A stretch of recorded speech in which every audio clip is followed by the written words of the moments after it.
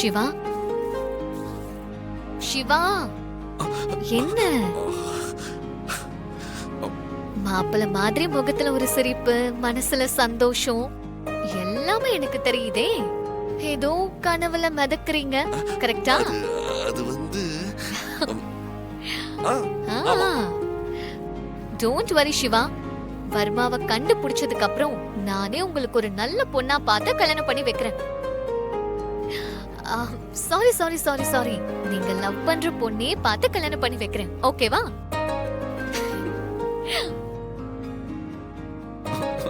இல்ல இலி, நான் உன்னை கல்யாணம் பண்ணிக்கிட்டு உன் கூட தான் இந்த மாதிரி இருக்கணும்னு ஆசைப்படுறேன். ஆனா உனக்கு தான் அது புரியவே மாட்டேங்குது.